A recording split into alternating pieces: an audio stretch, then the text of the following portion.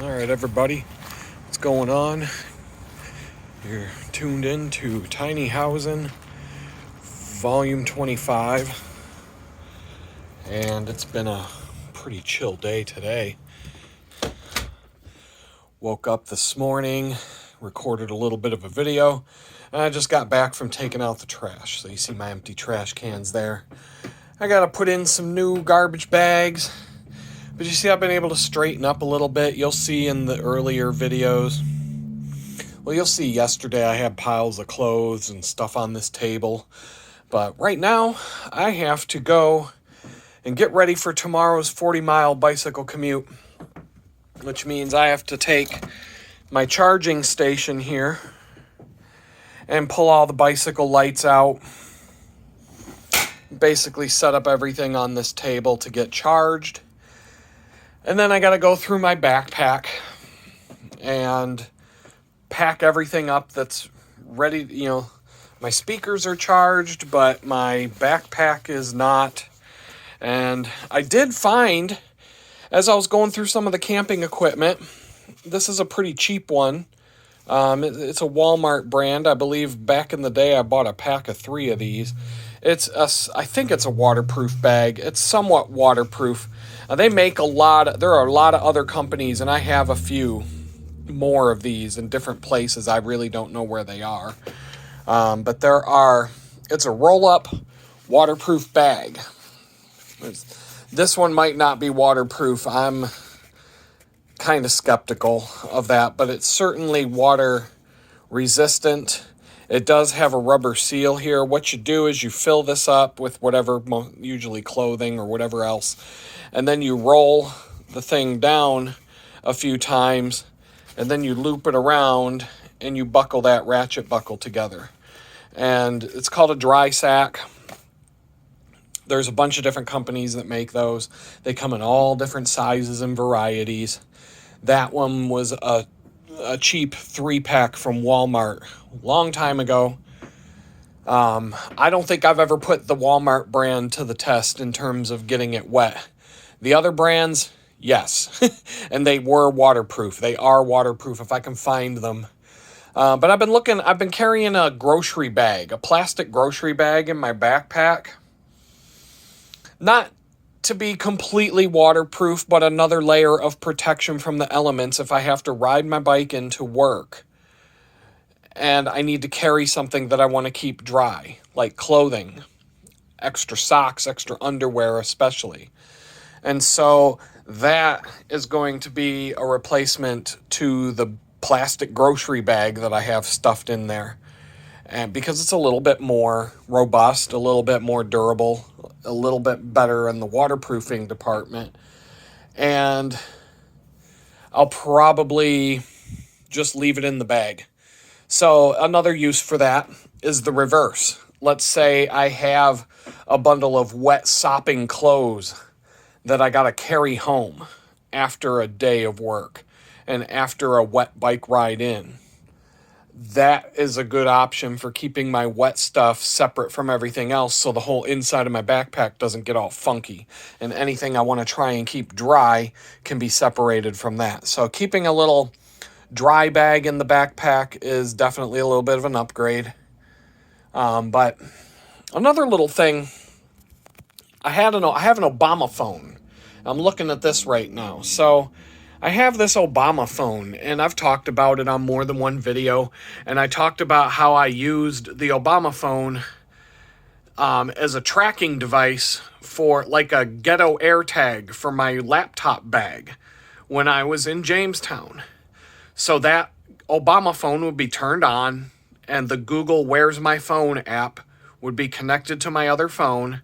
And if for some reason I came out of the, if I set my bag down and I turned around and it was gone, I'd at least be able to get an update as to where my bag is, or at least where the Obama phone is. And I buried that thing in the bag, in my laptop bag, deep, so that it would not be easy to find. You would pretty much have to take apart the whole bag to figure out where I'd put that thing. It was hidden pretty well. So it was like a ghetto AirTag. Well, now I have a ghetto security camera. One of the things that you can do with old Android phones, there are apps I can't remember the name of the app that I'm using right now.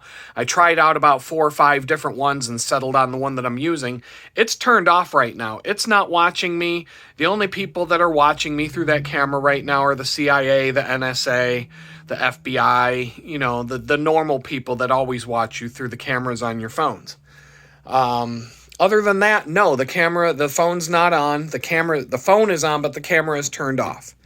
I can set a timer on that thing so that it turns on automatically when I go to work. There's a GPS sensor that if I'm using my current phone, the phone I'm holding in my hand right now that I view the camera with, I can set it so that when I'm home, the camera in the apartment, the tiny house, I keep calling it an apartment. It's just a Freudian slip. I have not reached the status of having my own apartment yet.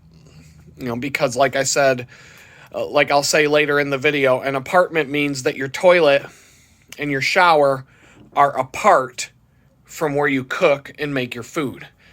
That's why it's an apartment, because the things are apart from each other.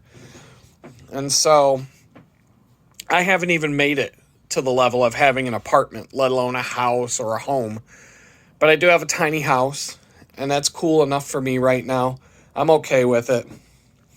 I woke up this morning, it didn't look like a blizzard came through here with spray foam all over the place from the ceiling, which tells me the reason why that was all coming down is because the giant mosquitoes that were flying around were banging into the ceiling and knocking down little pieces of foam all night long.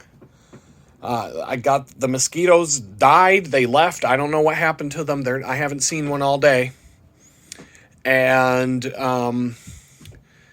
no more foam on the floor, so that's good. That's a nice positive thing to deal with today. I got a few dishes to do, I got all my clothes put away, I got some chores to get done, and I'm working on this website design. It's coming along pretty nice. But I got to put in a couple more hours tonight at least, and hopefully I can talk to the client tomorrow, see if he likes the direction it's going. I can even send it to him tonight because there's enough there to show him that it's moving forward.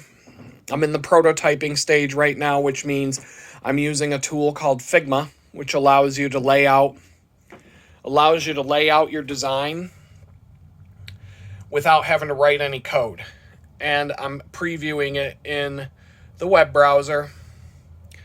And so, but I don't have to write any code, so I can quickly create layouts without having to write code, because that gets tedious. It gets very tedious. Once I get to the point with this design where I approve it, the client approves, and it's time to actually build it out with code, and I'm using WordPress to build these sites, Once I get approved, once I start in that process, it's a tedious process of block by block, section by section, button by button, go down each page and try to make it match exactly with the prototype that I built. And the prototyping tool gives me clues as to like what the font sizes are, the colors are, the positioning of things, the width of boxes, all kinds of different things. It's like an architect's blueprint for a website. So that's what I'm working on over there. This is my television. This little mouse pad in my mouse, that's my remote control. That sits over there on the table while I open up the MacBook, open it up, watch TV. That's my sound system for the TV screen. That's how I watch videos right now. And so, yeah, everything is just moving along. It's been a productive day. I got a late start today. I shot some videos this morning, and I will play those for you in just a second. But anyway, yeah, so these are some of the things that I'm talking about, these molly webbing panels in the video today. And, I don't even remember. I think I got them on Amazon, but I talk about those a little bit today. That's just another organizational tips, a way to help organize some of your stuff if you don't have a lot of room to organize things with. And so one example of how I'm using one of those over here in the bathroom section of the tiny house is I just got some bathroom stuff that I'm eventually just clipping to the molly webbing And, as I'm here longer, that's going to get more and more figured out. I have this travel case that it folds up into a nice compact case, but it also has a hanging hook on it. And so that's like my ghetto medicine cabinet right now, because I don't really have a medicine cabinet.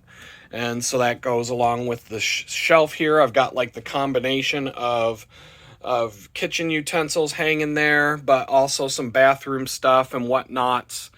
And so, this place just evolves day by day. I'll keep coming up with ideas to make it better as time goes on, but I'm pretty comfortable here. I could definitely ride it out. The rest of the 6 months that I'm on this lease for are going to go by pretty quick. And like I keep saying, if somehow I can buy a car before the 6-month lease is up, but buying a car means I won't be able to afford to move into a better place because all my money got sunk into a new vehicle, then I'm just going to stay here another 6 months and try to rebuild everything so that I can find a better place to live in the spring. Or over the next February, when which I guess it felt like spring on the day I was moving in here. It was like 80 degrees and sunny out, no clouds in the sky for the first 3 or 4 days I was in here, but then it went back to winter conditions. It's a little chilly today. I don't know what to expect tomorrow. I got to check the weather reports so that I know how to dress for the bike ride in, and hopefully there's no rain.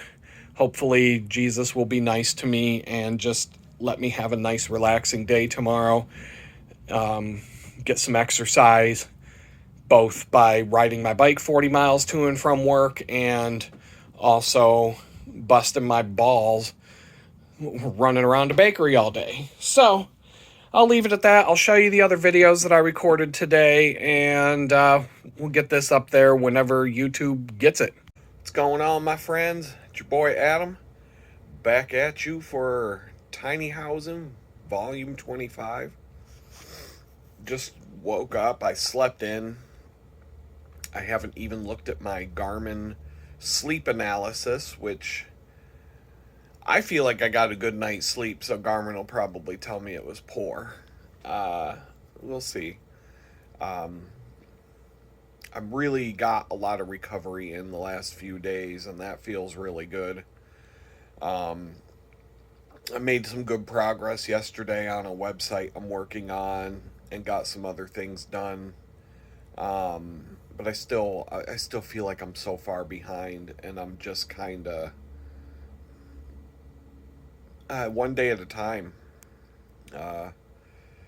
But I didn't wake up this morning looking like there was a blizzard in the tiny house, which was kind of nice. There are the mosquito hawks, or whatever, the mosquito dragons, the giant 8-inch wide mosquitoes that fly around.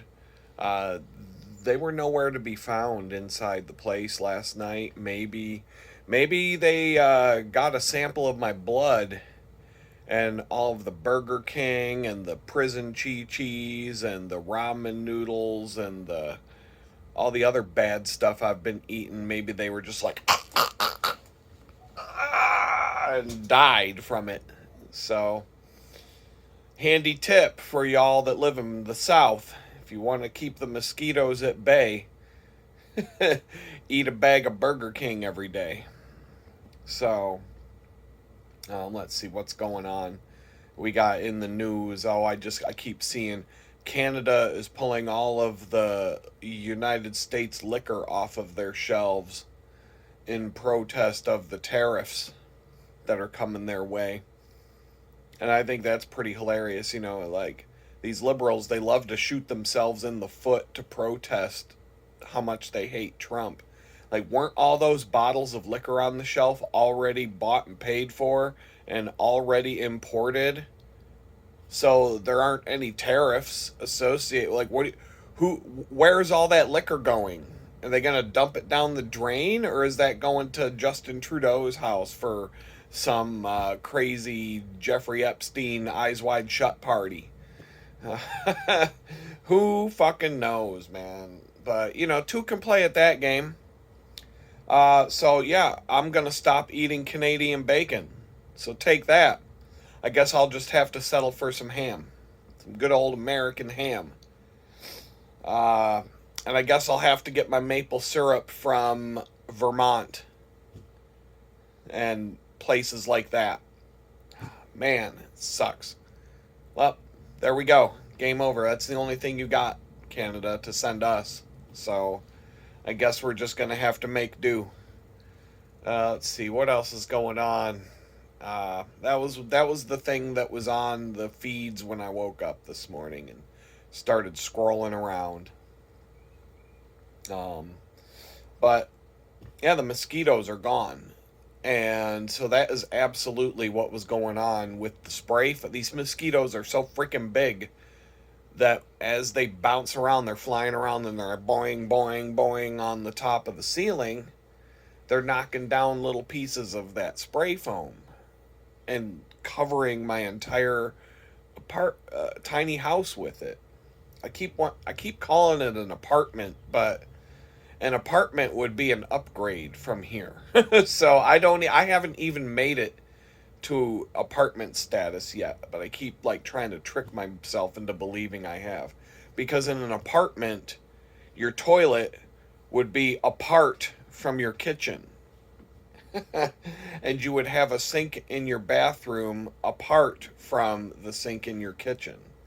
So this is a tiny house of the prison cell variety, and but that's okay. I'm okay with it. I got my privacy. I can sit and work all day. I can, I'm basically a recluse. I've been shutting myself in on these 3-day stretches where I don't have to go to the bakery, to the point where I'm actually looking forward to it tomorrow. Both the bicycle ride and the social interaction, and hopefully sunshine and good weather. The weather, like, it seems like the nights have been a little chilly, but the days are really hot. Not Texas hot, but hot enough to. I have to switch between the heater and the AC right now. Right now I'm running the heater, but it's pretty much heated. Um, I don't know. I've got this sensitivity going on right now where I have my watch up on the wall there. That's one handy thing. Those two little panels that you see next to the window, those are these. I used to use them in my old house. They're these panels that have molly webbing on them, and you can attach all kinds of stuff to them. And so back at my old house, I had three of those. So I had this shelf in the kitchen. So when you walked in the kitchen, there was this shelf, and it started out as the shelf where I would just put my wallet and my keys and things in my pockets and things like that. My son got a little older, so I started just, my pistols would go there that I carried. I had a 380 and an ankle holster. I had a compact 45 in a pocket holster. Um, and I would and I had a pocket holster for the 380. So I had these two pistols that I carried all the time. And those would just kind of sit on one of those shelves. They were high enough to, they were high enough. And my kids were never kids that would go getting into things. I wasn't.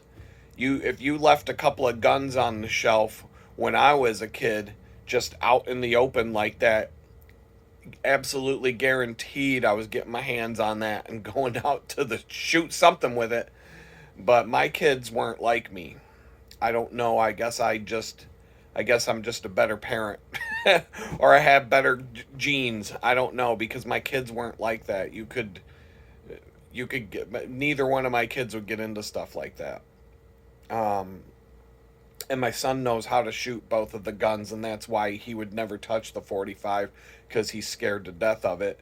And the 380, he shot it enough to know that at the age that he was at, the first couple of times he shot that, hurt his hands. Like it doesn't have a lot of kick, but when you're like 9 years old, um, he could shoot it, but he didn't enjoy it. He got himself I got him a 22 to start out with after he had been in archery for a while. So I started him out with a bow and arrow, got him into archery. He got competitive. He got really good. He started shooting with the adult classes. So after he was comfortable with that for a year or so, I think we started that when he was about 6 or 7 years old. I'm going to say 7 years old. So around the time he was 9 years old, he got a 22 for a birthday or Christmas or something like that. And so we belonged to a gun club. And so we would go and shoot the 22 and just kind of worked our way up from there. And he got exposed to all the different guns. And so he knew which guns in the cabinet he was comfortable with and which ones he wasn't. So, woe be to anybody who would have broken into that house, to commit a crime if I happened to be away for an extended period, which I'm really never was, but occasionally I'd leave him there by himself for half hour to an hour, to go run an errand or something like that. Most of the time he'd just want to come along with me. So yeah, let's see. Don't even know why I got into that topic. I'm just kind of off today. I'm looking forward to tomorrow, even though I'm going to be worn out when I come back. But it's kind of like when you get a few rest periods are good for you when you're training physically.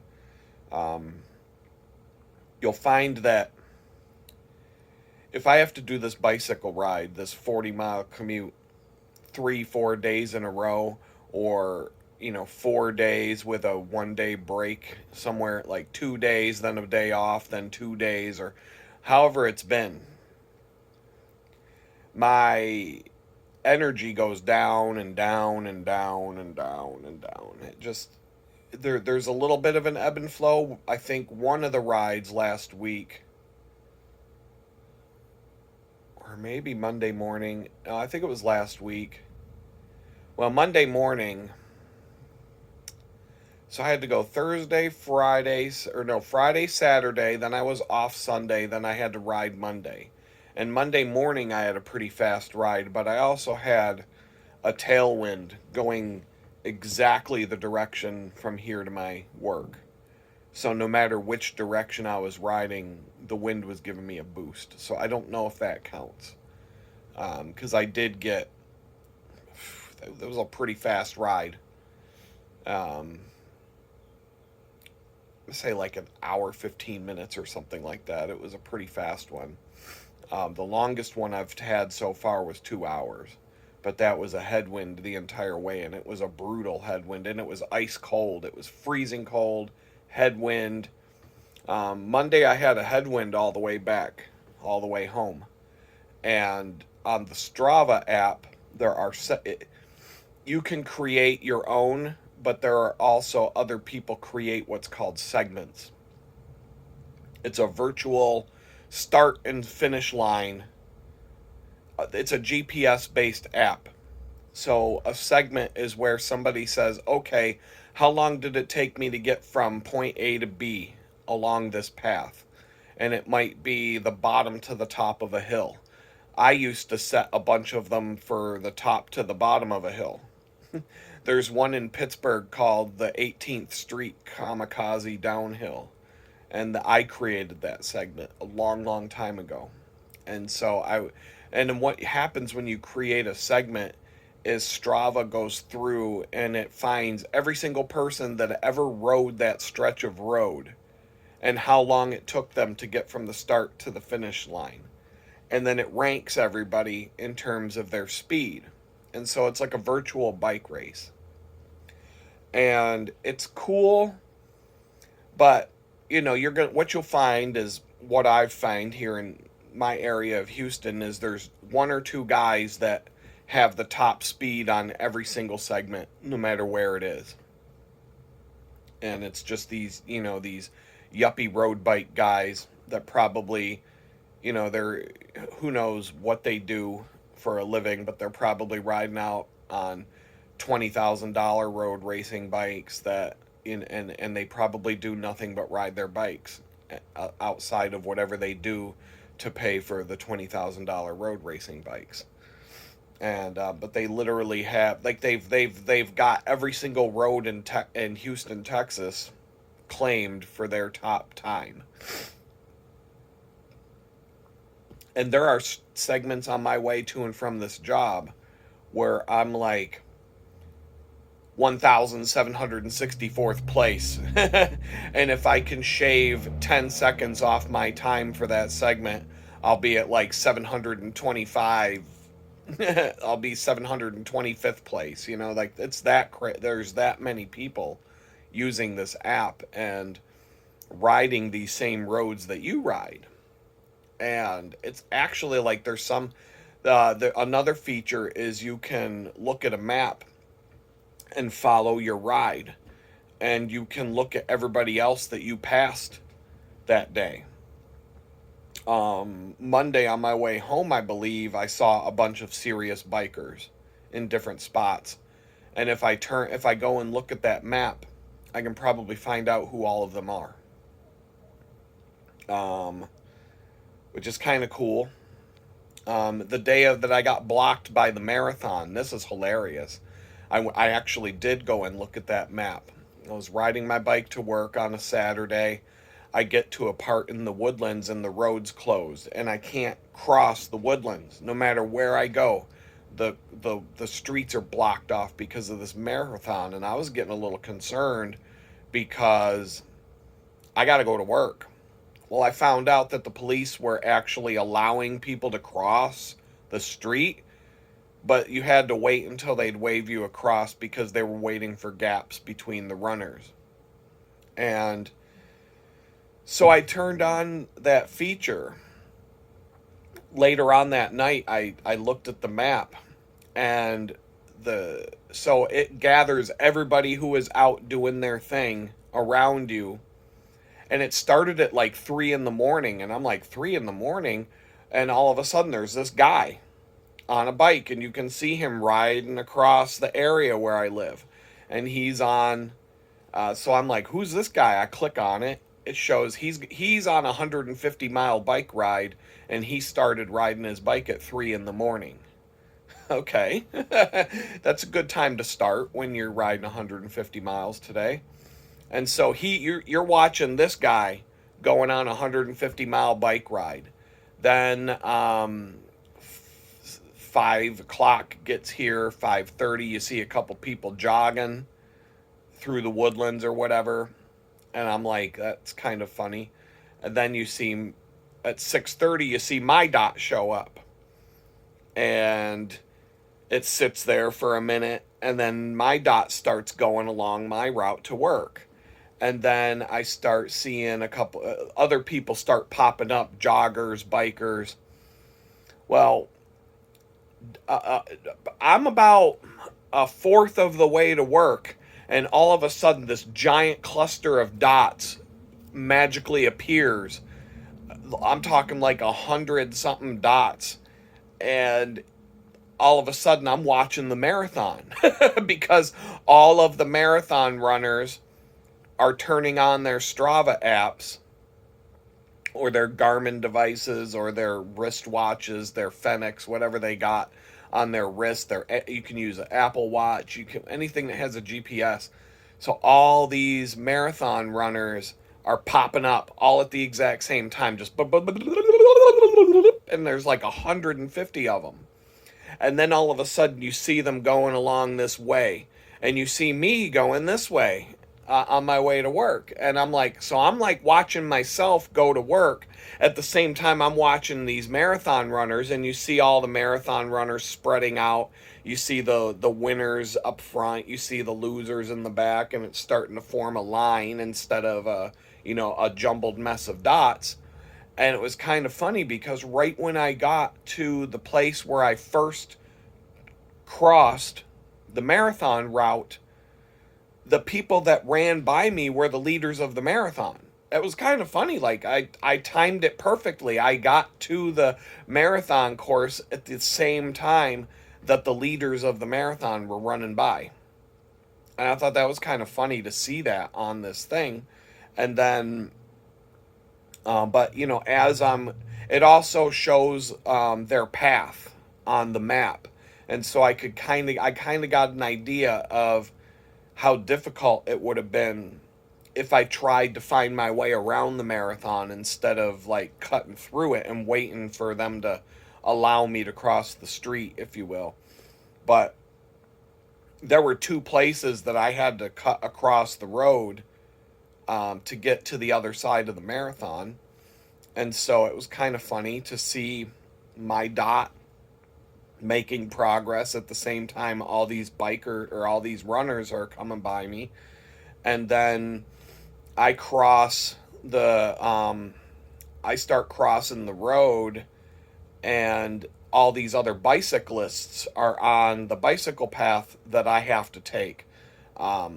There's this one road where the northbound part of the road is closed off for the marathon, but the southbound lanes of the road are open. And so my options either ride against traffic on the shoulder or take this bicycle path that's parallel to the road. And obviously, I'm going to take the bicycle path. And so I took that all the way to an intersection where I have to cut off and make a left. And now I'm finally away from the marathon course. But the whole way, I'm seeing like different people I passed on my bicycle who were on bicycles. I'm watching the marathon go around its course. Well, then it shows me go to Chick-fil-A, get my breakfast, and then go back to work. And as I'm getting to work, you can see like some of the people in the marathon are finishing up their run. So maybe they were the 5K runners, maybe they were the shorter distance runners, but dots were disappearing on the map as I was getting to my job. And then you could see other runners were going on some other loop. So I think they probably had like a figure eight course of some kind where if you did the first loop, that's a 5K. If you do another loop, that's a 10K. And if you do another, loop around something else, it's a full marathon. That's probably how it was structured. But it was kind of funny to watch on this map. Normally, when you turn on that feature, you only see a couple other people on a bicycle. But on that day of the marathon, there were hundreds of people all around me with their dots moving around simultaneously.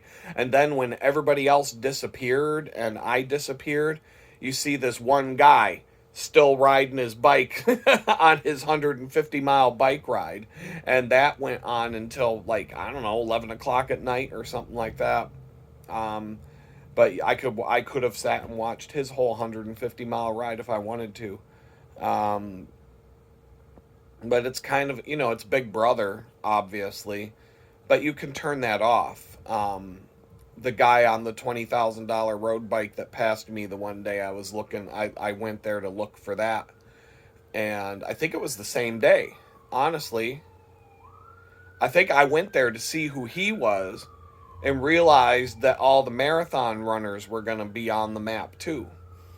That is exactly what it was. I didn't even go to see the marathon runners. I went there to see if I could see who that dude was.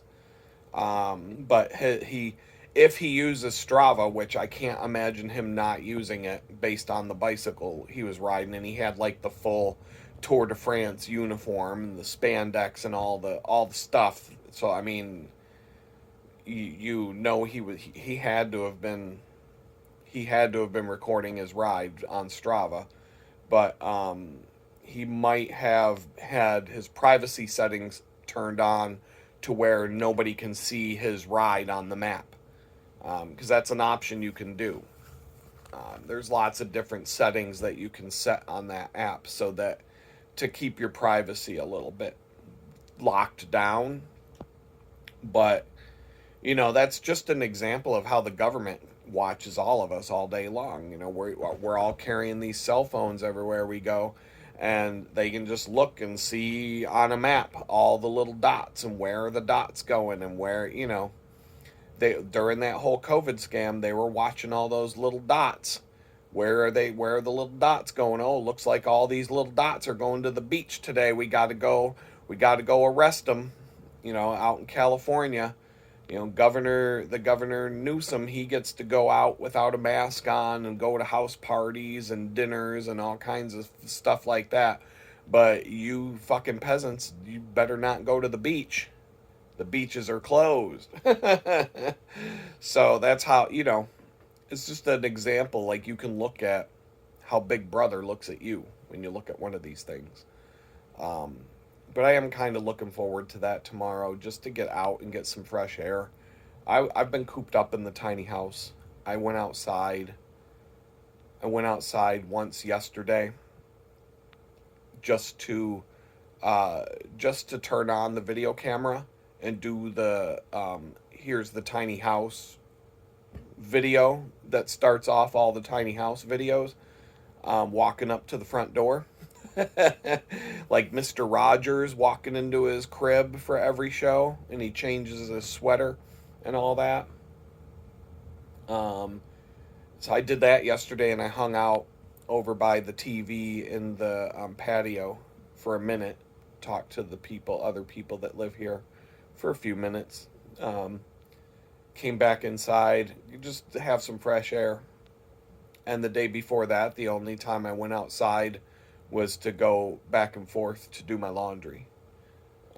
Today, I don't know what I'm going to do but it's like, if I turn off the light in here, it's pitch black, just about, because of the curtains, these ghetto curtains that are hanging up over the window. They keep it dark in here. And it does get a little bit cooped up feeling sometimes, but I do have a lot of stuff I have to do, so it's kind of, you know, I'm gonna sit here and just motivate myself a little bit, drinking this coffee, and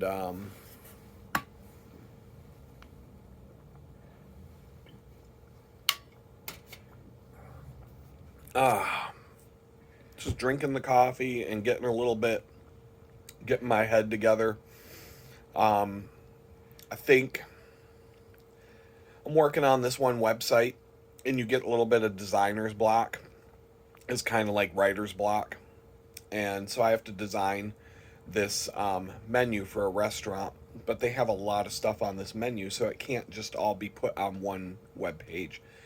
And so from a user experience design perspective, I had to do a little bit of research yesterday. I'm not just going to sit down and start banging this thing out without a direction of like how I'm going to put it together. So the first thing I did was do a little bit of research, looked at other restaurants, and I'm like, how are they laying out their menus? And so I came up with 4 different navigation styles, we'll call it that.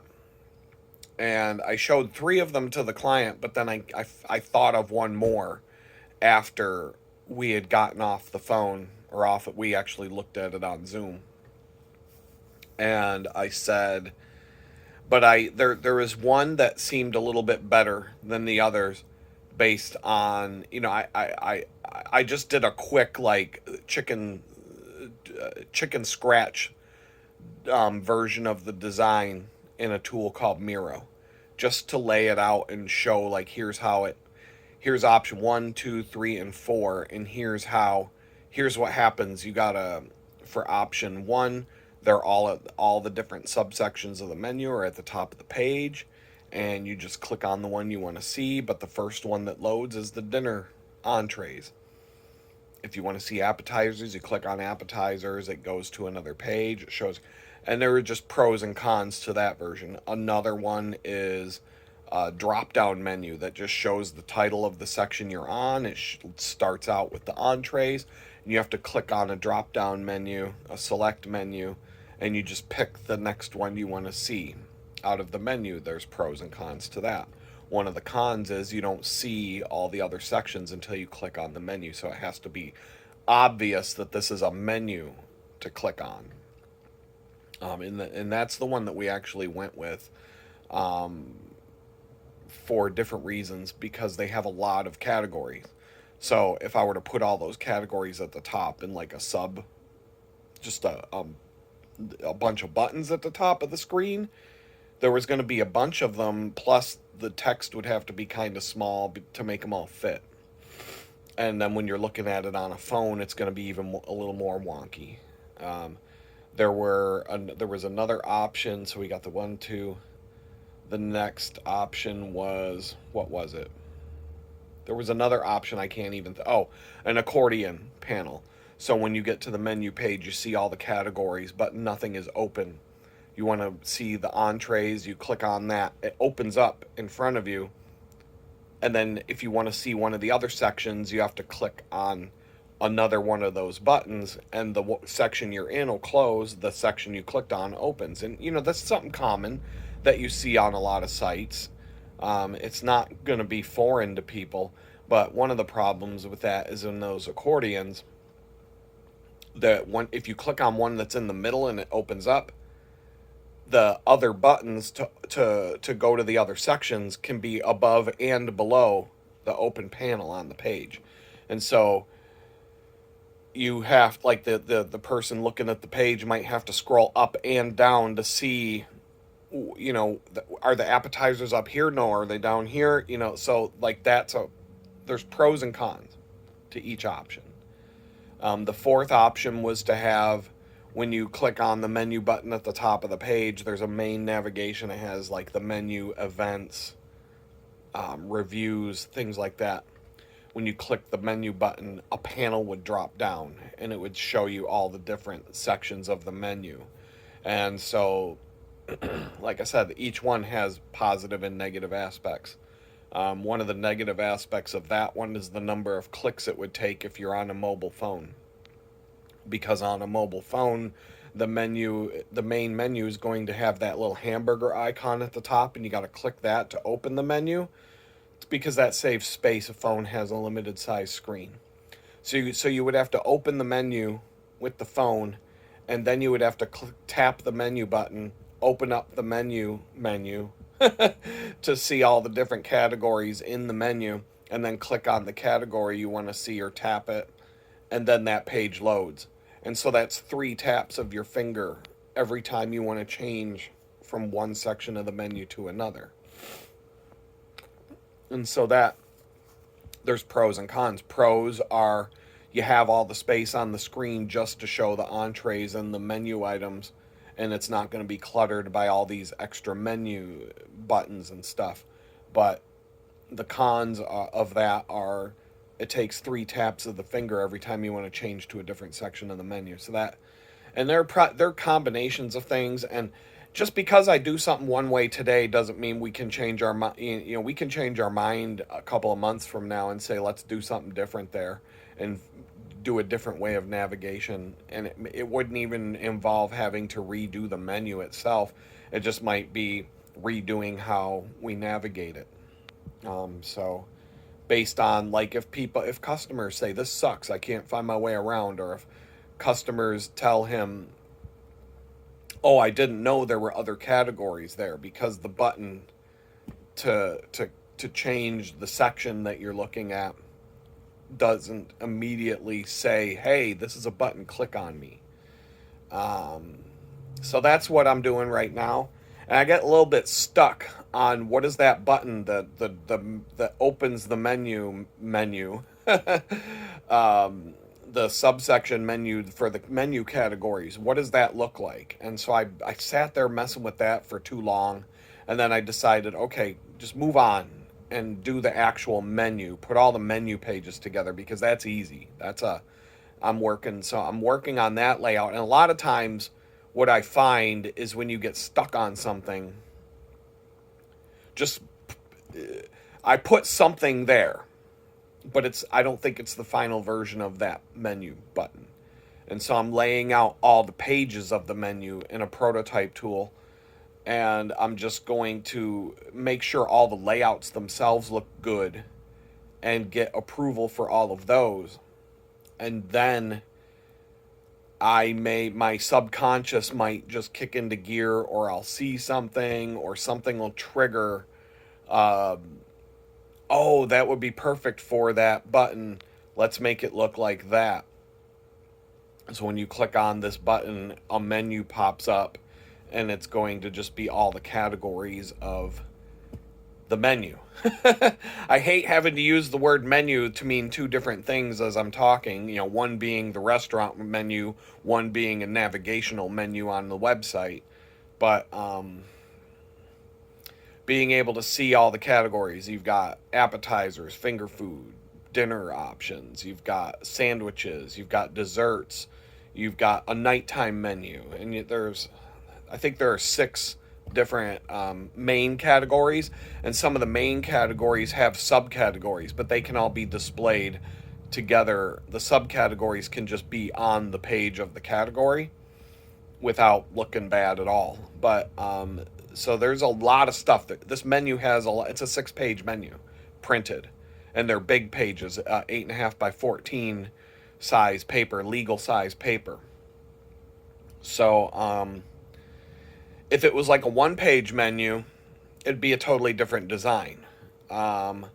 So, but it's not the Cheesecake Factory. I don't know if you've ever been to a Cheesecake Factory, but their menu's like 40 fucking pages long. It's insane. And so that's why I say only go to the Cheesecake Factory to get cheesecake. Go for dessert and drinks. Don't go there for a meal. Because they literally, they have their menu for food is like 30 pages long.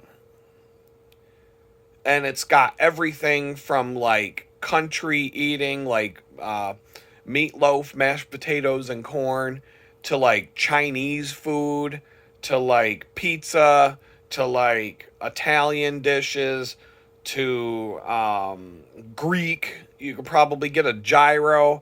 And it's like, you've literally got like 20 different nationalities of food represented on this menu, and you're not doing any of them justice. It's all scoop and serve garbage corporate food, and it's terrible. You get big portions, but the food's not really that good. But the cheesecake is off the hook. So I ate at the Cheesecake Factory a couple times in Pittsburgh when it opened, and when it was like the new trendy thing, and ate there like once or twice. The meatloaf was pretty good. That's what I was told to get, because it's hard to mess up. And but it was just goofy. The portion sizes were way out of control, and I think I ordered an Asian dish just because, like, I was like, really? And it was as bad as you would think.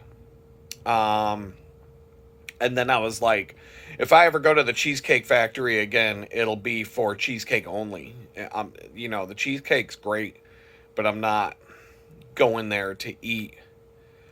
I'm not picking, first you got to choose your country out of 75 different nationalities of food, and then you've got to pick the dish that you want. And it's like, you can't operate a kitchen like that with that many food options. I don't even care if you've got 50 cooks in the kitchen. You can't do that and do it well. I'm sorry, you just can't. That's a bit ridiculous. A 6-page menu. I would rather see a 6-page menu with really good food than a 25-page menu that's just all over the place. Oh, we have sushi, and we have pizza, and we have you can get the spaghetti and the meatball, and you can get General Tso's chicken. General Tso's chicken and spaghetti and meatballs should not be on the same fucking menu, is all I'm saying. That's not even in the... You're not going to do either one of them well if they're both on the menu. This place, the restaurant I'm doing some work for right now, everything I ate there was great. And everything on the menu looks like it belongs there. It's like a bar and a restaurant, and it's a nice place, and it's got, it's down to earth. It's the pricing is, middle of the road in terms of it's not uppity and snobby pricing. It's good portions. The meals are prepared well. The presentation's on point. It's a good place. If I can get good, I have good photographs of a lot of their dishes, but I don't have photographs of everything. So I'm just working on the menu today, and that's going to pretty much take up my day. And then once the menu is ready to go, we're just going to start building out the website and launch it with, even if it's launched with just a homepage and a menu, and there's some other ancillary pages that still have to be added to it, at least it'll be up and live and people can look at the menu, and the menu will be up to date and match what's on their printed menu. And so that's what our goal is right now. And so, but that I got my work cut out for me for sure. It's gonna take some days to finish that out. But it's going smooth. There's no problems, and that's what I got to do when as I get woken up to the world today. That's my goal. And so with that, I think I'm gonna let y'all go and get to that. I don't know. I'm gonna try and do better videos at some point. But literally right now, the only thing I have time to do is sit in front of the camera and talk about whatever's going on. I don't have any tips for living in a tiny house today, other than the Molly webbing wall panels that you see right there and right there, or right there. I have another one over on the other end of the place. I've got some bathroom stuff clipped to it. Those were really convenient. That's how I got started talking about my son at the gun range, because in my old house I had these shelves where it was like my EDC shelf, your everyday carry shelf, and it kind of started to go expand from there. So it was like it was three shelves. On the top shelf there were these jars with like sugar, flour, that kind of stuff, these fancy looking jars. And then on the other two shelves, the second shelf down from the top is where my guns went, my pistols, and then some other stuff might go there. And then the next shelf would be like my wallet, my keys, other things, my pockets, that kind of stuff. And then I went and got some hooks, and I put eye screws on the end of the shelves, and I had some S hooks, and I started using those to hang stuff. Like I started to hang my keys and hang up my wallet because it had a thing to hang the wallet with, and I started hanging things from the hooks. And then I have more space to put some stuff on the shelves, and it just kept getting more robust from there. And I started keeping other things there, things that I might need quick access to. And then I had a little mailbox on the wall next to it, where like when I would go to them get the mail, if I didn't feel like digging through the mail and opening up all the envelopes, I'd just drop them in that box. And it was literally a mailbox. Just stuff the mail into that box. I'll deal with this later. Because I'd get a stack of envelopes some days, and most of it was junk, and I'm just like, I don't got time. Throw it in the box. I'll deal with it later. And as the box starts to get full, okay, grab everything out of the box. Okay, what am I actually keeping, and what am I throwing away, and go through all of that. I don't need paper copies of bills anymore. But you never know what you're getting in the mail. I'd go through the box whenever I felt like it. And it was just like this station. There was a drawer on a little table, and it was like a corner table. And that was the junk drawer. It had like batteries for the Ring doorbells. It had, other stuff, and just what you'd see in a junk drawer. It had a little tool kit, screwdrivers, pliers, that kind of stuff. It had, tape and just whatever random stuff goes in a junk drawer. That was the junk drawer.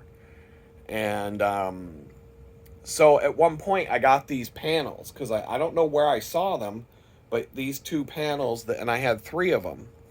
I'm like, those would be perfect for whatever it was. I had a couple of little bags that I would carry around when I'd travel. Like a one had a bunch of electronics in it, another one, they just different bags for different things. And I started clipping things to the molly webbing there. So now when I come home, you can see I've got a couple of watches on this one right here. I got a little GPS wristwatch, and then I got the watch that I was wearing when I was homeless right there. And so on my old house, I had like 5 watches going across, just clipped to that thing. Watches that I would use, whether it be like just a general stopwatch that I didn't care about, that was cheap. It could get beat up, it could get smacked against a rock, and I'm not going to cry about it. That watch that I wore when I was homeless, I actually almost never wore that watch because it's a nice one, and I didn't want it to get beat up. And so, but it has a lot of useful functions, so sometimes I would wear it. Usually when I was out on a hike or an adventure or something like that, I would take that one. The GPS, obviously, if you want an extra GPS, or you're going on a long weekend hike or a long bike ride, that GPS thing takes AAA batteries. 2 AAA batteries will go 7 days before you have to change them. And so that is a much more viable option to have a GPS than trying to keep a phone charged when you're not going to be anywhere near a power outlet for more than 3 days at a time. And so, but I just had different things, and then I had some watches that I just wore, like, I wouldn't call them fancy watches, but just like if I was going to work and I wanted to wear a more professional, like, watch that matched my outfit or whatever. I had a few watches on those boards, and I had other things clipped to those boards. You can see one of those boards is completely empty right now. So I just hung them up because I had them. I hung them up here in this tiny house, and over here you can see in the bathroom area, I've got one right there, and it's just got like bathroom stuff clipped to it. And I got some nail clippers, a little dental mirror, a pair of tweezers, a tongue scraper or two. I got a little nose hair trimmer, and I got a little pumice thing for getting the calluses off your feet. And it's just a place to keep stuff because I have limited storage space in here. And so I thought, well, if I hang those things up, it'll give me some extra options for hanging things up as I'm going through and organizing this place over time. I'll be like, oh, I can put it over there. If I pick up some random thing and I don't got a place to put it, I might look over there and say, oh, it'll fit perfect right on there. I can clip it to the board. So I thought there's your handy tip for living in a tiny house. Those things are just hanging on hooks. You can take the board off and the board has Velcro on the back. You could literally strap that board to a Velcro strap somewhere and take it with you. You could mount those boards in your vehicle.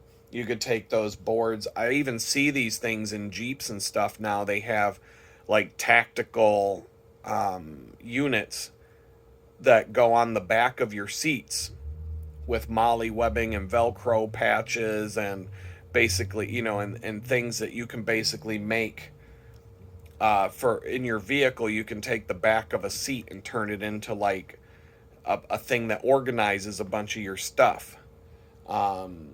So like those little things could be stuck to the back of a seat in your vehicle. But they do make vehicle specific things like that too. There's a lot of different ways you could use those things. You could take it on a camping trip. You could just keep those in your camping box, and inside your tent you could hang up one of those and use it for keeping stuff tidy, or in your camp kitchen, or whatever the case may be. But for now, they're going to help me, just another thing to give me some space to organize my stuff in this tiny little room that I'm going to try to maximize, every space that I can in here. I told you about how I reorganized the Camp Chef. It's called the Camp Chef camp kitchen table thing. I don't know. It's that the brand is Camp Chef. It's that table that had the 4 cloth drawers inside of it. That is totally for the kitchen now. So I reorganized that. I pulled everything out of it that didn't have to do with the kitchen, and now I have these 4 organized drawers. Made life so much easier yesterday. I mean, I'm already feeling I didn't have to go digging around a disorganized bin looking for what I needed to make a quick meal last night. It was all in its place, just like it's supposed to be in your kitchen. So, and then I organized all the batteries that were in one box. I have some battery organizers. I some other stuff just got thrown in a bag and thrown in another box to deal with later, but it's out of sight, out of mind. And I've got lots of spaces in this place, but like that antique desk that you've seen a bunch of times, I would switch the camera around and show these things, but I can't switch the camera view back and forth while I'm recording video simultaneously. It doesn't work that way. But the desk that I'm looking at right now, it's got 4 drawers. All 4 of those drawers are a mess. They're just disorganized.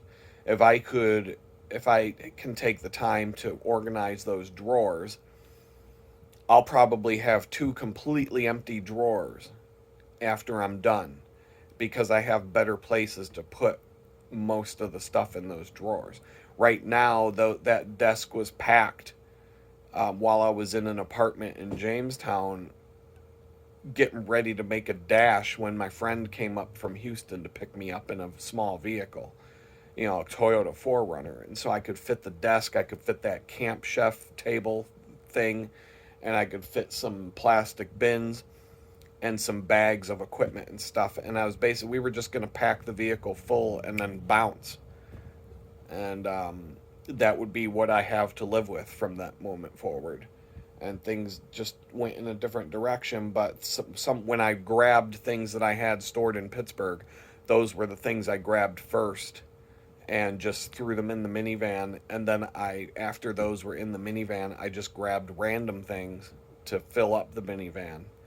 And so now I'm kind of like sitting here in this place. This is the first place where I've been able to start unpacking that and figuring out what I actually have and what I have to work with. And it's like, there are things I wish I had that I don't.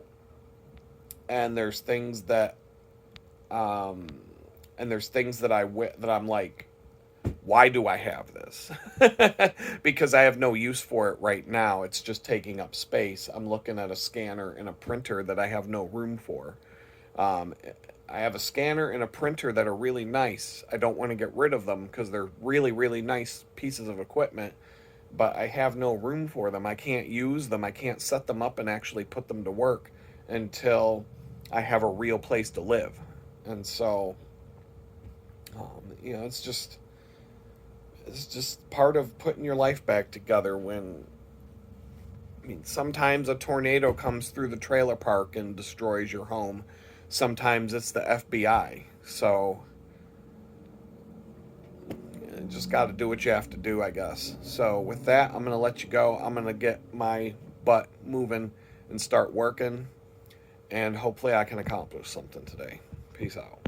I can add to this video because this is like, some days I just get a late start.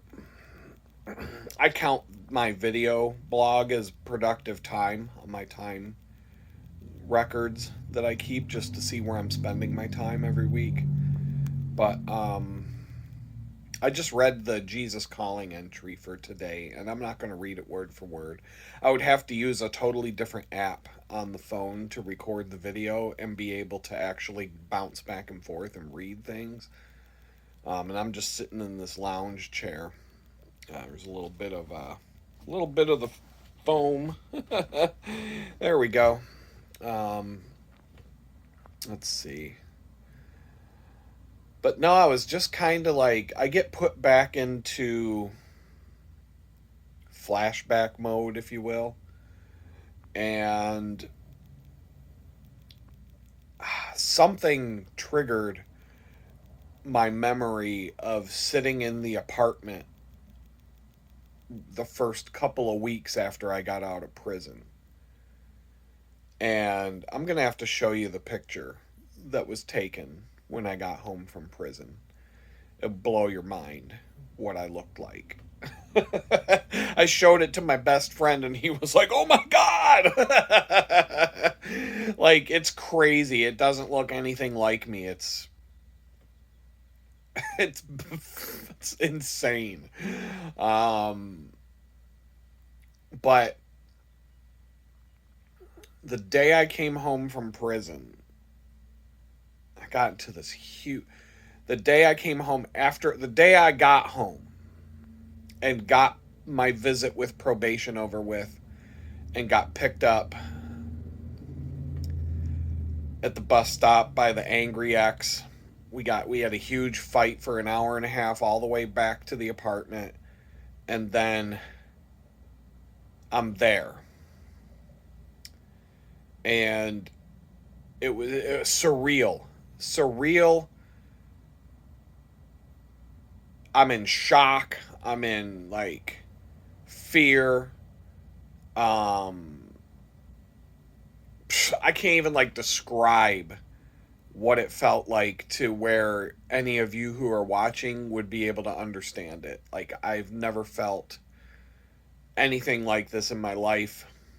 Honestly, it was more frightening and more surreal and more shocking to my system than when they took me to jail in the first place.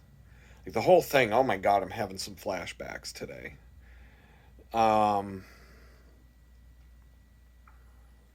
anyway, for the next, my first official day home where I woke up home and the ex went to work and I was by myself the whole day. And it was silent, and I just sat there. I literally just sat there in silence, realizing for the first time in almost 2 years, this is the first time I've heard what quiet sounds like. I didn't turn on the TV. I didn't do anything. I literally just sat there, dumbfounded, just in shock. Like, I still can't even, like, wow, I'm feeling it right now. I'm actually feeling the what it felt like being home as I'm sitting here this morning. And wow, man, it's so intense. The whole day I was just in shock. Like, in shock. That's the only... Maybe if you just came back from a war, you might have a sense... And maybe if you just came back from a war and this was your first day back in your place, you might go through something a lot worse than what I'm talking about. But it was kind of like PTSD or whatever. It was just this dumbfounding, like, I can't even explain it. I don't even know how to put it in words, what it felt like that day. And so I sat there, just like, whoa. I think at some point I started to kind of pick myself up and figure out, like, just start putzing around. And I think I grabbed my computers and started setting that up. And I think I did something that day at some point. But most of that day, I didn't have a phone. I didn't have nothing to, like... I just sat there. I just sat there, like, dumbfounded the whole day. And then the ex came home, And she was livid, like pissed off, starts screaming at me about how I didn't take a shower yet. Like, she's like, I thought you would have fucking taken a shower by now. What the fuck, Adam? And like just screaming at me about that. And I'm like, I didn't push back. I went and took a fucking shower at that point. Like, fine. Wasn't like I'm opposed to it. It's just, like, words cannot describe what was going through my head that day. I'm trying to think of some, and I can't. And then I remember, like, just the next few weeks, just the level of trauma and fear, and just all the fear is what I'm getting at. Like, it doesn't even feel like fear when you're going through it at that time, because I'm also like, I just got out of prison. I'm back in the world. I can go for a walk. I can go out in the sunshine. I can go to the park. I can go to church. I can generally do what I want to do. I just have to be here when this probation officer comes a knocking. And he came within the first few days of me being there. And then I didn't see him again. The next time I saw him was after I was homeless, and that was a 5-minute just chat. He saw me at the library, he came up, talked to me for a minute, and then I never saw him again. Literally never saw him again. I talked to him on the phone a couple times. Text messaged him a couple times. That's it.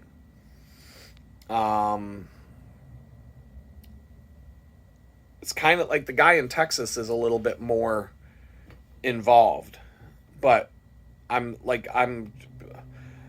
it seems to be every 3 months I see him for a few minutes, and then I'm on my merry way. But so it's not like this intensive thing where I'm, multiple times a week I've got to answer to somebody. It's generally like being free again, except for the fact that can't get a job anywhere with a criminal record and some of those issues. But now I'm just kind of like thinking back, because I get into this headspace where I'm like, earlier today I was like, man, I can't get things done. I'm so behind on everything. I've got this list of stuff I've got to get done, and I just can't get it done, and I'm constantly chasing my tail right now, trying to get things done and get caught up on things. And it's just overwhelming. But then I have a flashback of like what it felt like when I came home from prison. And the point of all of this rambling is the level of fear that I felt then, in general, is so much more intense than what I'm feeling right now. And I do have worries. I'm worried about different things here in this place. I'm worried about 20 different things right now. But the level of fear, like the amount that it's dominating my day and dominating my thoughts and like taking over my soul, if you will, is like very, very small right now compared to what it was last April when I came home from prison. That first 45 days was intense. Like, it was intense. Like, words cannot describe the level of anxiety. I had less anxiety watching people get stabbed in prison, watching a guy run off of the cell block trying to get out into the hallway because he was putting his hand over his gut because organs were falling out onto the floor and he didn't want to get stabbed anymore. Like, that was less anxiety than the anxiety I was feeling when I came home. There were reasons why my anxiety was all ramped up when I came home, mainly because the day I came home, I knew I was going to end up homeless. I knew from the second I sat down in that car to fight with my ex-girlfriend for an hour and a half that I was going to be homeless. I just didn't know when. But like I knew, like without a shadow of a doubt, that that's what was about to happen. And that was coupled with everything else. You know, I'm applying to jobs. It's like every day I was just trying to shed off a little bit of that fear and anxiety. But then I ended up homeless, and I tell you, like for a whole week, I mean, the anxiety level of that was off the charts. From the day I found out I was officially homeless now, to the first day at the homeless shelter, to like all of it, everything I went through, to the first day, the anxiety I was feeling when I shot the first video on this YouTube channel was just so intense. And just like, it's not anything I can put into words. It's that bad. It's that intense. And so what I'm sitting here today as I'm thinking about these things, and I'm just having these flashbacks as I sit here and drink my coffee, probably because I should have turned on a YouTube. I should have done something to distract myself instead of sitting in silence while I warm up to the day to start working and doing something productive. The level of fear, even though I've got plenty of things to worry about, there's something else, there's something going on that happened yesterday that it's not fear, it's more of a hassle that I've got to go through. Nothing even worth talking about. Basically just some extra miles on the bicycle sometime in the next week or so. I don't know what day it's going to be, but extra miles on the bicycle that didn't need to take place. So I'm just going to say it that way. No big deal. Just something, things happen.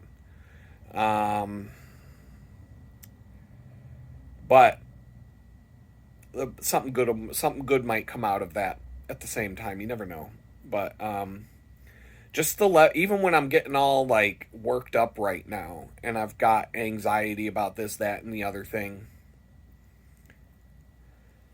it's like not even close. It's not even close to what I was feeling a year ago. A year ago from today, I was a month away from coming home. I was less than a month away from coming home, and I was going through anxiety while I was sitting in prison because, number one, I didn't know what day I was coming home because they'd screwed up my paperwork. And so there was like a window of, it could be anywhere from like March 20th to April 15th or something. Somewhere in that range you're going home.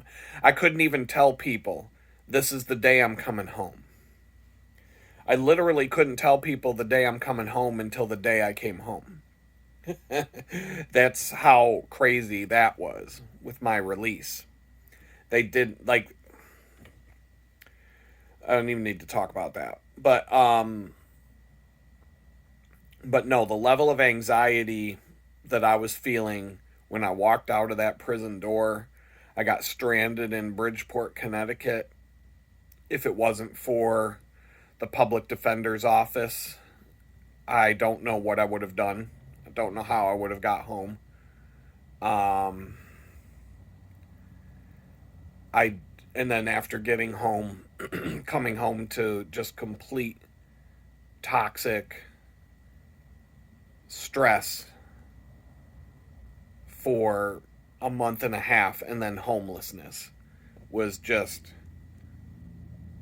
so it's like what this is doing right now, it's setting me straight. I think the Jesus Calling entry for today, I don't even remember exactly what it said, but it triggered this. It triggered this whole pattern of thought today.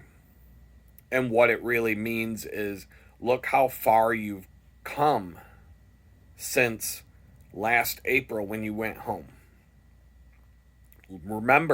Remember all the fear that you were feeling back then. Remember all the anxiety. Remember all of the unknown. Remember being homeless. Remember how horrible everything was. Remember all of that. And now look at your situation today. Look around your tiny house. Look at your bicycle parking space out in front of the tiny house. Look at everything that's going on. Look at your computer workstation. Look at your antique desk and your look at your pile of clothes that you gotta fold and put away. You have a pile of clothes you gotta fold and put away, dude. A pile of clothes.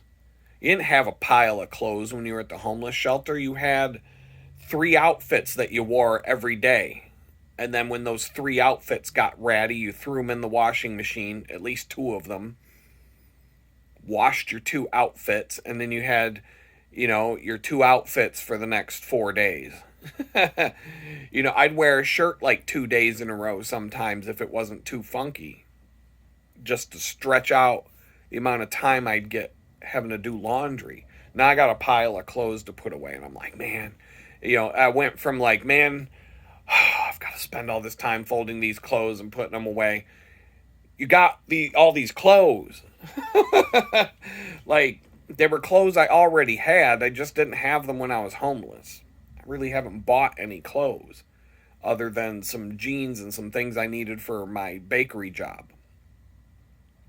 And I'm just looking around and I'm like, life is way better.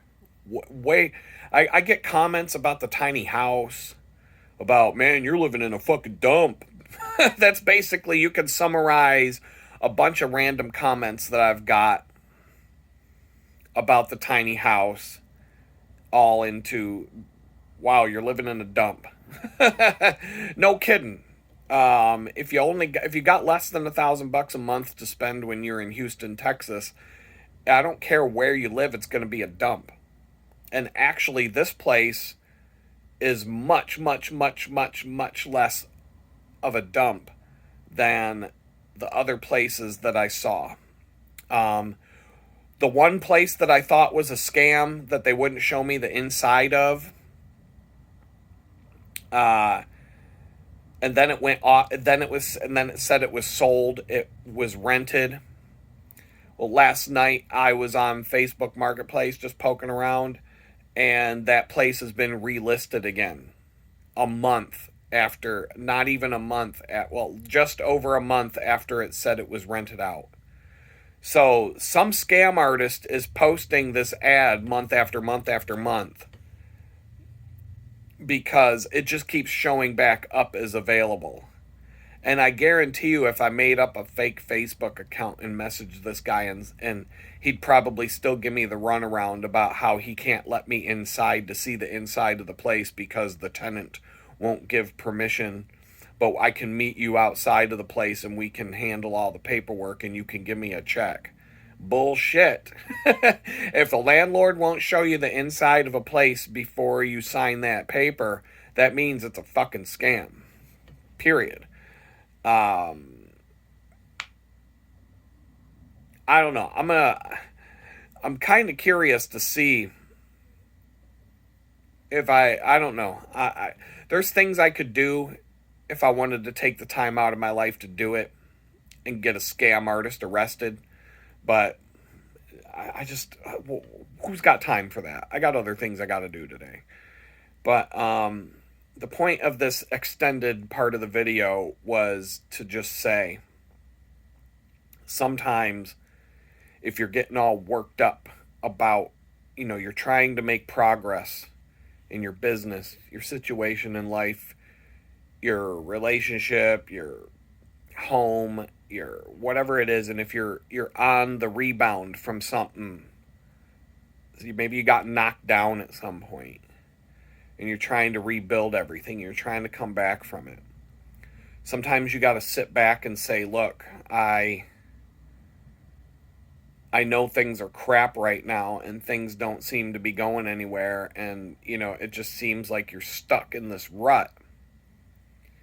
But Jesus just gave me a horrible flashback of what I was feeling last April, last May, last June, into July. I really didn't dig in. He didn't really dig into like the move to Texas.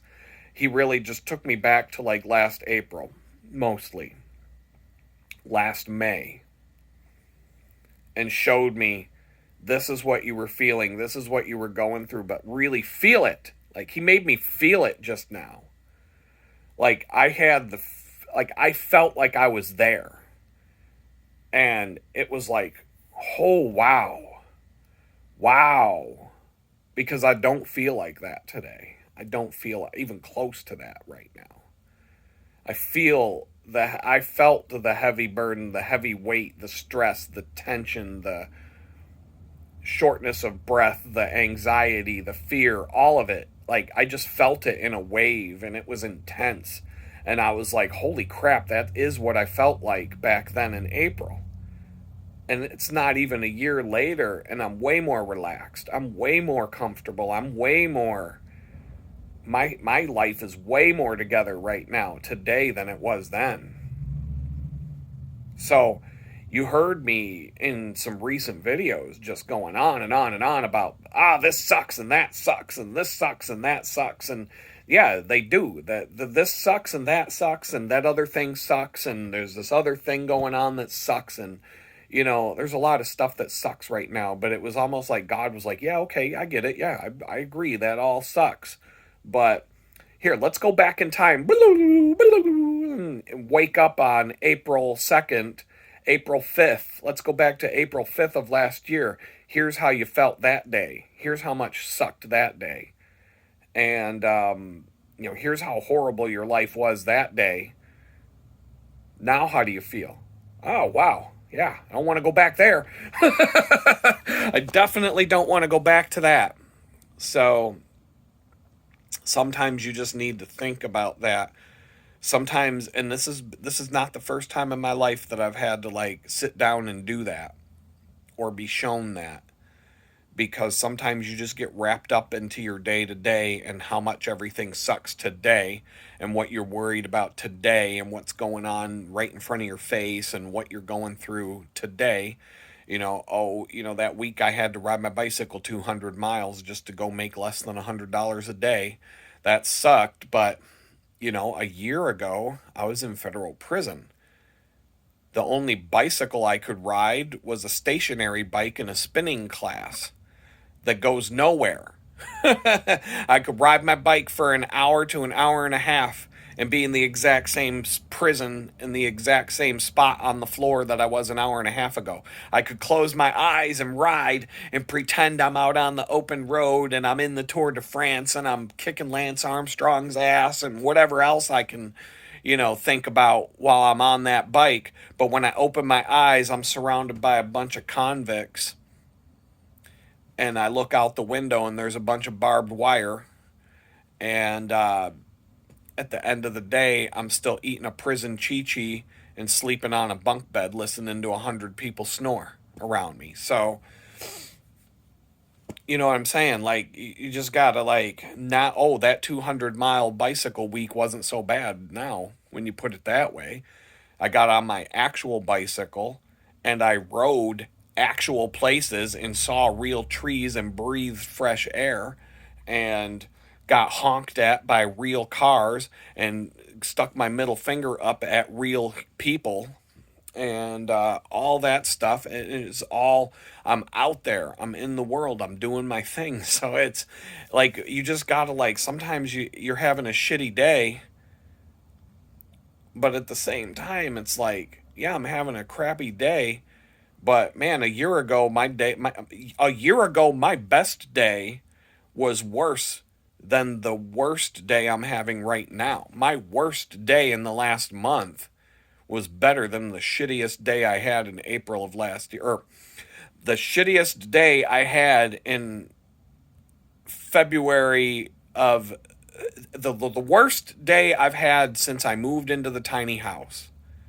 is better than the best day I had in April of last year. The worst day of February and so far March of this year, the worst day of that whole stretch was better than the best day I had in April of last year. By far. Like, by far. The worst day here since February 1st, when I moved into this place, on a scale of 1 to 10, compared to the best day in April of last year, before I even became homeless, would be a 10 on a scale of 1 to 10 compared to a 1 back then. My best day of April last year, on the same scale of 1 to 10, the best day I had in April of last year would be a 1, and the worst day I've had since February 1st, since I moved into this tiny house, would be a 10 in comparison to how bad it was back then. The best day back then can't even come close to the worst day I've had in the last month and a week that I've been here. Like, that's the level of progress that's been made, in spite of me getting frustrated about the speed at which progress is, I'm frustrated about the speed at which progress is being made, because I'm capable of a lot more, and I'm being held back by things that I don't think are fair. I'm definitely, and there's some things that I'm being held back just in terms of time. And, it's frustrating. It's frustrating when you want to go, and you're stuck in the mud. And, but then you just sometimes, God, he really, like, he grabbed me by the shirt this morning, and he took me back to April of last year, and he said, sit there for a minute. Just sit there for a minute and feel that. I'm going to make you sit there for a minute. You're going to see it. You're going to feel as if you're sitting right there. You are sitting in that apartment on the best day you ever had in it. And how did you feel that day? How did you feel that day?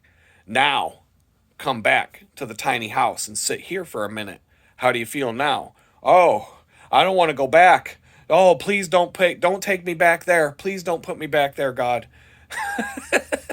Just changes your whole perspective on everything. If you can just look at where you were and where you are today. Now, I mean, I hate to say it, but some of you might be in a worse place now than you were a year ago, when I was sitting in federal prison for 14 months without seeing the fucking sun in the Butler County jail. They call it the Butler County prison, because it's worse than a maximum security prison. But yeah, I didn't see the sun for 14 months. So yeah, I could say, well, 15 months ago, my life was a hell of a lot better than this. But right now, I'm past all of that. And hopefully those days are behind. And hopefully at least the lesson there is, if you ever think life can get worse, believe me, it can. So no matter how bad my days get from here out, I can always look back and say, well, it's not that bad, huh? But even God even showed me today, he was like, I am literally going to take you and give you this flashback as if you're actually there. I'm going to take you back to April of last year and make you sit in that apartment for 10 minutes. And then I'm going to bring you back and put you back in the chair here. And you tell me how much different it feels. And it's like, it's so... And that was actually being free from prison. That day in April that he just transported me to. And now he brought me back here to where I'm sitting right now. And I'm like, man, I feel like a straight up playa, pimp. I feel like I feel like P. Diddy with my private jets and my house parties and my mansion in the Hamptons and all. I mean, that's the level of, I just went from being homeless in the ghetto to being like on top of the world. just in the comparison of where I was last April to where I am now. Like, wow, like that was a major, it was just a major revelation. And so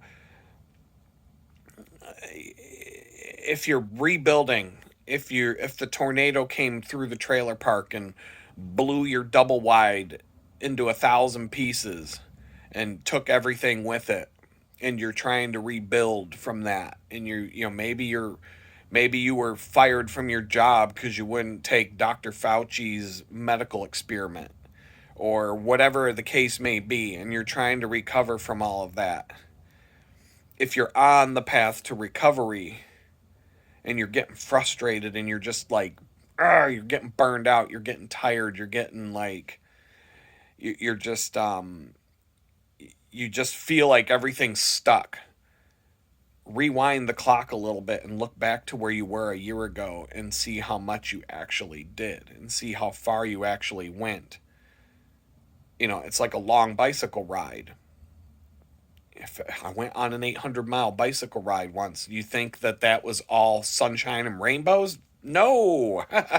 There were rainstorms, there were so many awesome memories and so many good things about that ride, and I'm not even going to talk about the worst part of it, because the worst part of it was incredibly horrible.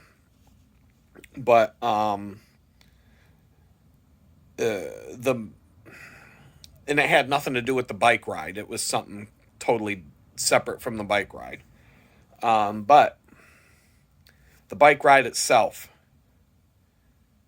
couple of days away, like I'm still 1 or 2 days away from being done, and I'm going through misery, right? And but then you look back and you're like, oh my god, I've rode my bike 600 miles. Yeah, I know I've got 200 more to go, and that sucks, and that's still 2 long days ahead of me. But I just went 600 miles. Look at that. Look at all the things you've done. Look at all the things you've seen. Look at all, you know, and it changes your mindset. If you've already gone 600 miles, 200 isn't that big a deal now, is it? I was, I live on a big giant hill in Pittsburgh. I'm talking like there's a staircase next to the hill instead of a sidewalk. It's that steep. And I'm thinking on the last day, I'm 50 miles from home, and I'm like, maybe I'm close enough, I can call somebody to come pick me up. And I actually did call somebody who offered to pick me up. And I said, as tempting as that is, that would be a major pussy move on my part to go this far and then not finish. So, no, don't come pick me up. I'm just going to tough it out. I'm just going to get there. And, but the whole time, I'm like, I know that this ride ends on this massively steep hill. That, like, in my smallest gear on the bicycle, I'm probably going to have to get off the bicycle and walk. And I'm not looking forward to it. And there are a couple other hill climbs. Pittsburgh's a hilly city, but I picked a route. I know the city very well. I picked a route that had the least amount of hills, but to cut distance down in time, I did choose one up and over. But it was a pretty, it wasn't like a crazy hill. But I was feeling pretty good. But the whole way, I'm talking like I'm 10 miles away from my house now, closing in on the end of the 800 miles, and I'm still dreading that hill. Like, that's the only thing I can think about is how horrible this hill is going to be when I get there, and how horrible I'm going to feel. And it's so funny because when I actually got to the hill, I wasn't even in my smallest gear. And I flew up that hill like it didn't even exist. Like, I got out of the saddle and started cranking on the pedals. I wasn't even in my smallest gear. I was in the small chain ring. I was in probably in the middle of the gear range. And I flew up that hill as if it was not even a hill. Like, it's probably the fastest I ever went up that hill. And I get to the bottom of the staircase. There were 32 stairs or something, like 38 stairs from the street to my front door of the house.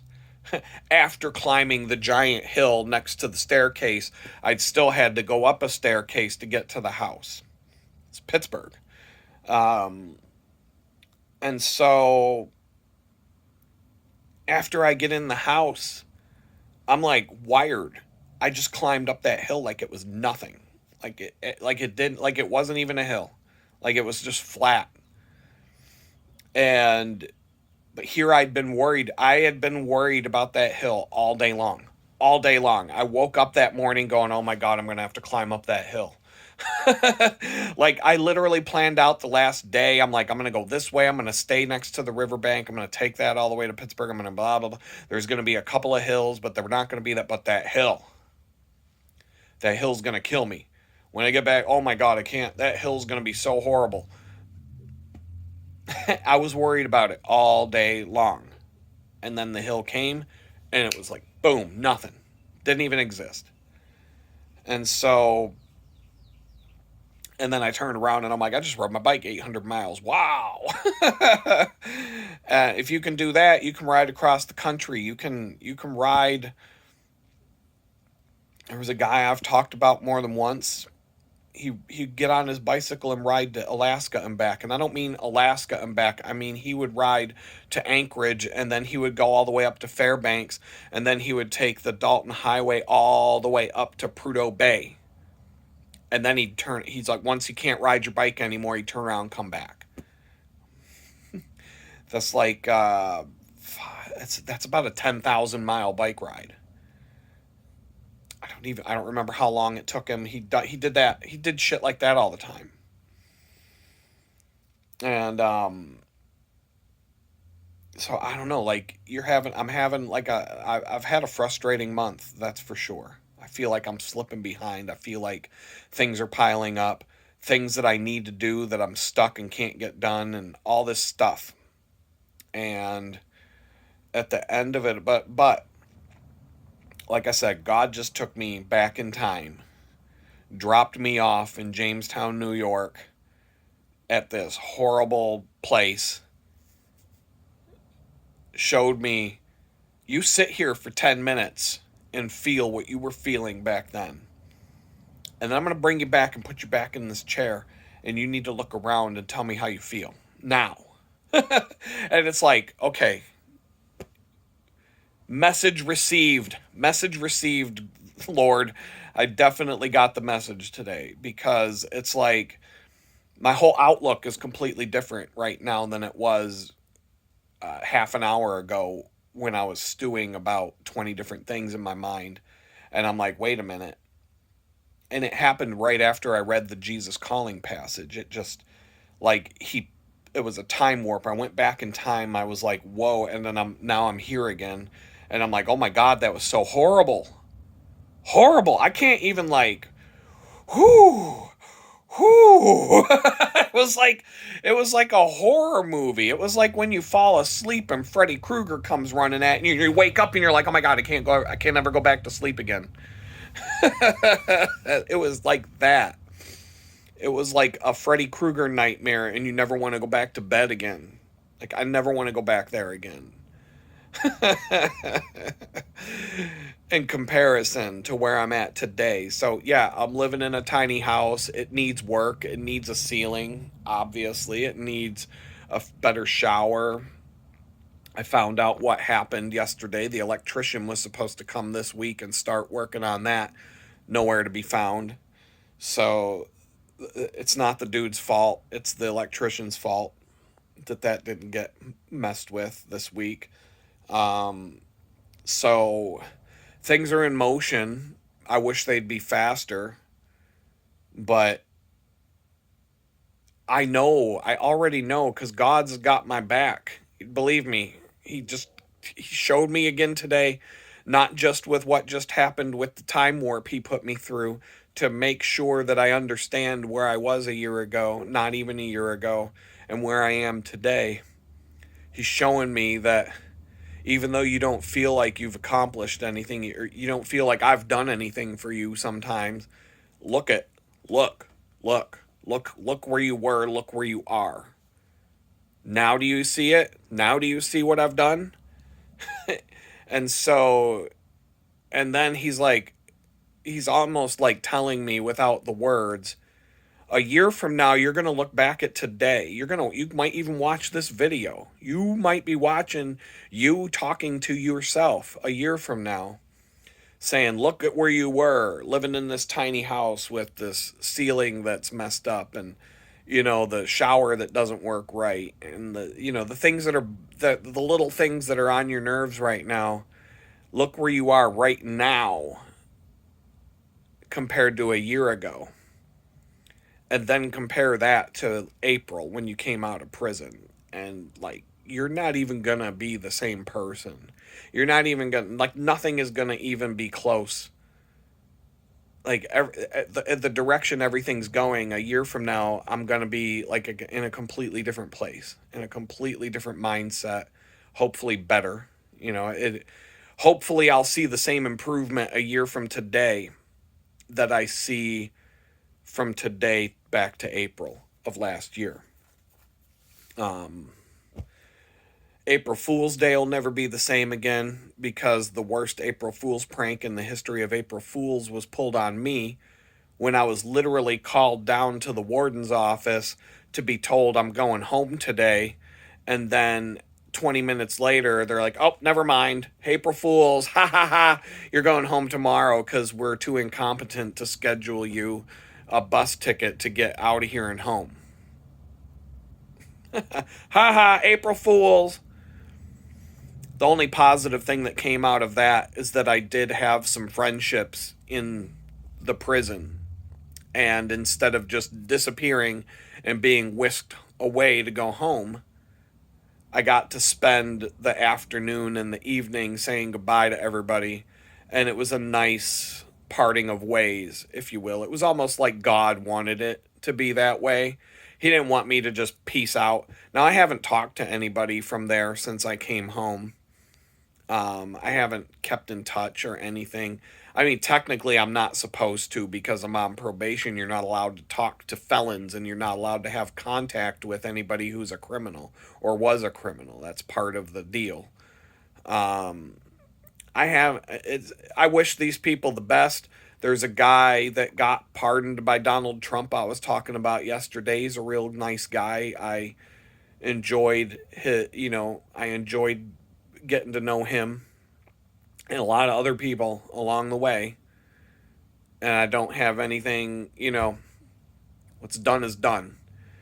Um, but I just got to keep moving forward. But I thought that was worth sharing because I went on this crazy trip from Jesus here for for a good 15 minutes or so, and I was like floored by it. And so that's going to make a long video today, but they're all long right now. So hopefully you got something going on in your life. But if you're getting down, if you're feeling like this isn't the first time in my life I've had to do this, but I think this is the most extreme version of it I've ever felt. Sometimes you just got to sit and look at where you were a year ago. Where were you 2 years ago?